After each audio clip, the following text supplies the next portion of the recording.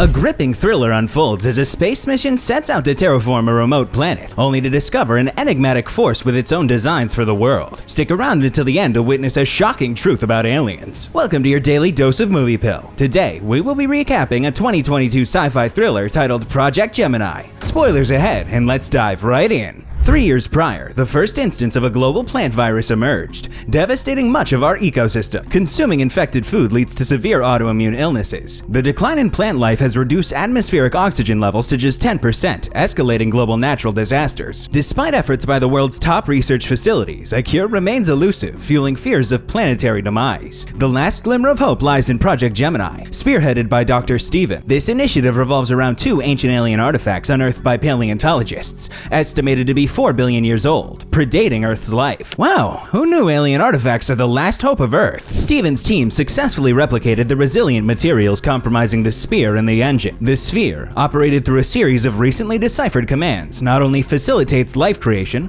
but also suggests extraterrestrial involvement in Earth's genesis. A specialized team, comprising medical professionals and military pilots, will journey to this distant planet, referred to as Earth 2.0, within the Tess solar system, hundreds of light years away. Steven's wife, Amy, opposes his participation in this mission. On launch day, Amy rushes to the base in a desperate attempt to prevent Steven from departing. However, she arrives too late and can only watch as the spacecraft departs Earth. As the vessel exits the atmosphere, an unexpected fissure appears on the alien sphere, hinting at the possibility of other entities. Utilizing the alien technology, the ship activates a warp portal, propelling them across the cosmos. Upon arrival, an error message flashes across the system. They haven't reached Tess, but an unfamiliar location instead. Steven accuses engineer Peter of inputting incorrect coordinates, leading to Peter being temporarily relieved of his duty. Come on, don't be so hard on Peter. Steven should be glad they're alive. Later, as Steven tries to rest, thoughts of Amy flood his mind, alongside memories of the first sphere activation, revealing a fleeting humanoid figure. Steven urges the team to recalibrate the jump trajectory to determine their whereabouts. However, their data appears scrambled, as if they transition between the 3rd and 4th dimensions. Meanwhile, Peter exits his station, grabbing a security camera to investigate the sphere alone. At that instant, the computer alerts the crew that the repair airlock has been accessed and an unidentified object is approaching. To their astonishment, they spot Peter's frozen body floating outside. While Dr. David believes Peter took his own life due to guilt over his error, Dr. Leona disputes this, insisting Peter wouldn't act that way after knowing him for 8 years. Steven reprimands her for mourning someone he believed jeopardized humanity and instructs her to assume Peter's responsibilities. Later, David confides that after losing his daughter, he contemplated ending his own life, but chose to stay useful instead. With the mission completed, David feels purposeless once more, but Steven assures him they'll find a way forward. Soon after, the spacecraft locates a planet composed of volcanic rock. While lacking oxygen, the exterior environment appears benign, necessitating only breathing masks for survival. Steven views this as an ideal location to proceed with their mission and is keen to land. However, Captain Ryan intervenes, highlighting the lack of a thorough planetary assessment, cautioning Steven against endangering the crew recklessly. Unfazed, Steven asserts his authority, reminding everyone he holds command. Yeah, I'm with Captain Ryan on this. It's reckless and dangerous. The team plans a descent in a shuttle, with Officer Richard remaining aboard the mothership. As they approach the planet, they encounter a fierce storm, forcing them to engage the braking thrusters to decelerate their descent. This action depletes their fuel reserves and eliminates the possibility of a return trip, but it offers their sole chance for survival. Upon impact, the shuttle's crew loses consciousness. Steven drifts into a dream where he recalls gifting Amy a bracelet crafted from a unique component of the ancient sphere, symbolizing the 2 most cherished aspects of his life. Shortly after, the crew regains consciousness and promptly resumes their tasks. The shuttle sustains minor damage, and with dwindling fuel reserves, they find themselves stranded. Steven remains undeterred, confident in utilizing one of their expansive caves as a launch dome for the sphere, even if it wasn't their intended landing site. Yep, that's what happens when you do dumb stuff, but I guess Steven still has a plan in this bad situation. Meanwhile, mysterious goo drips from the concealed passageways of the shuttle. On the mothership, Richard discovers this substance in the missing camera during his room inspections. Once fully geared up, the crew transports the sphere to the closest cave and successfully activates it. They then head back to the shuttle to initiate data collection. However, their efforts are interrupted by Ryan, who declares martial law within the station. To justify his decision, he shares files provided by Richard during the doctor's absence. The files contain a video recording of Peter inspecting the sphere,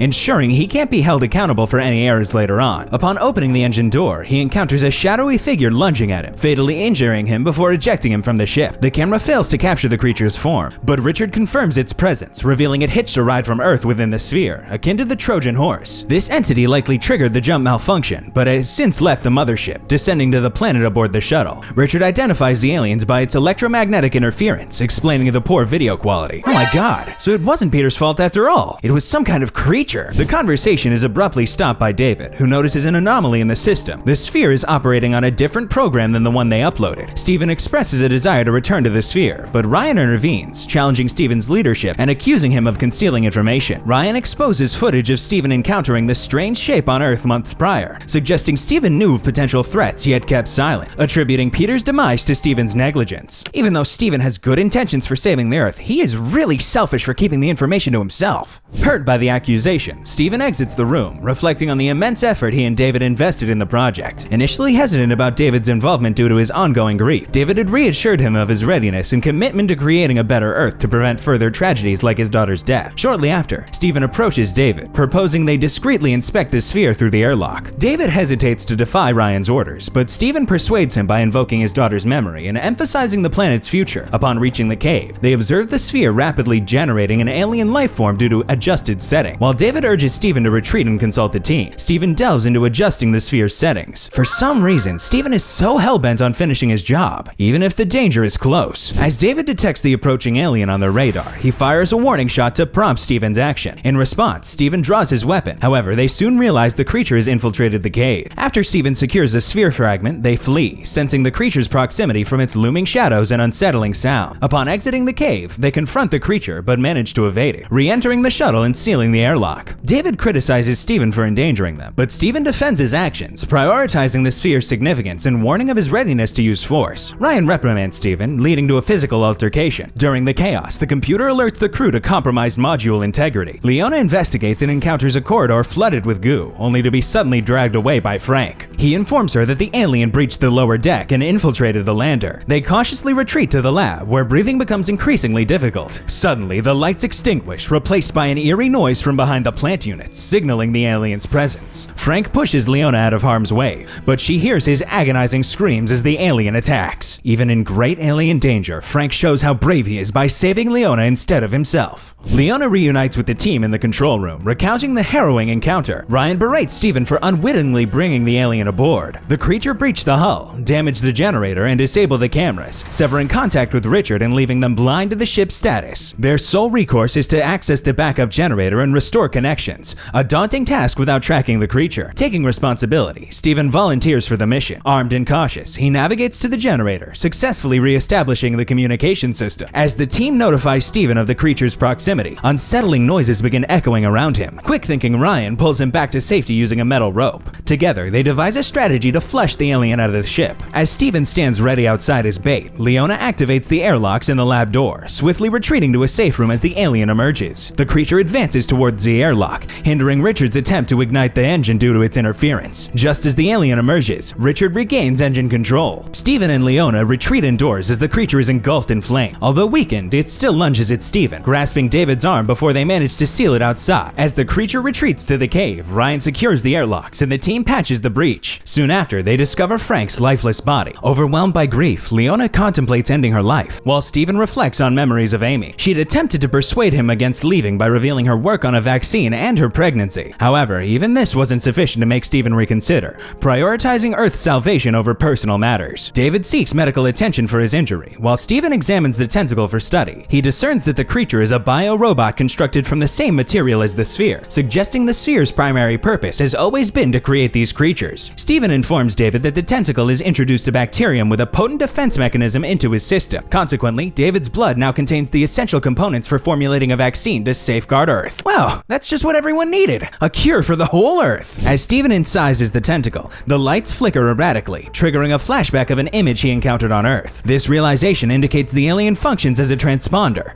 potentially serving as a colonization mechanism for its species. Convinced they must eliminate the alien and reset the sphere's setting, Steven finds himself confined in the lab by Ryan, who arrests him for endangering the crew. Ryan accuses Steven of valuing the mission over human lives, a sentiment echoed by David, who asserts Steven's hero complex supersedes genuine concern for humanity. This accusation evokes memories of Steven's final argument with Amy, during which she accused him of having a savior complex before discarding the bracelet he'd given her. Undeterred, Steven continues his research in the lab and develops a theory that Richard corroborates upon reviewing reviewing the travel logs. They haven't merely traversed space, but also time. They find themselves on Earth, but 4 billion years in the past, before life emerged. The cloned sphere they brought along is the same one that paleontologists will discover in the future. Despite David's deteriorating condition, Steven becomes exhilarated upon recognizing the sphere fragment he retrieved as the very piece he will use in the future to craft Amy's bracelet. He inscribes a message on it, instructing Amy on how to activate the sphere they left behind. Whoa, they must be extremely creeped out. Who wouldn't be if they landed 4 billion years in the past? In the present timeline, Amy visits Steven's lab, grappling with the devastating news of the team's failed mission. Suddenly, Richard rushes in with alarming information. Ryan is preparing explosives to destroy the sphere and has deactivated his radio to avoid objections. Upon locating Ryan, Steven attempts to persuade him to reconsider their plan. Their conversation is abruptly terminated by a fatal gunshot,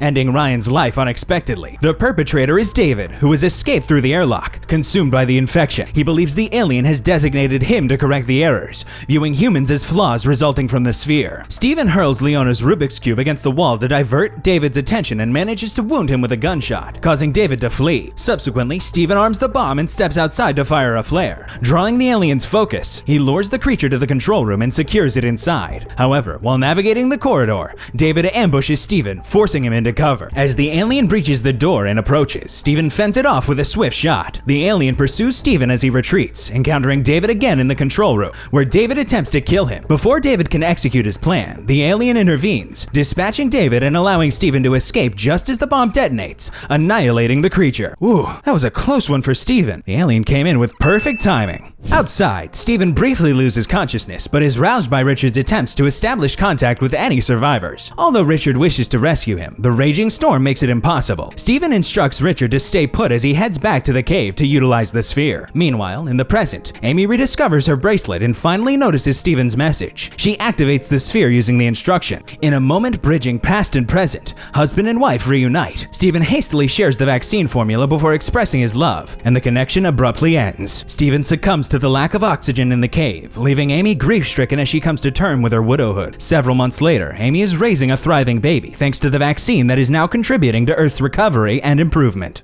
In the end, Steven did what he was supposed to do. The most important thing is that the Earth and the baby are thriving again. In a world falling apart, Dr. Steven and his team bet everything on ancient alien artifacts to save us. Their wild ride to Earth 2.0 had its ups and downs, testing friendships and grit. But even in the toughest times, they found glimmers of hope, like a possible cure and heartfelt reunion. I rate this movie a 5 out of 10. Comment down below what you would rate it.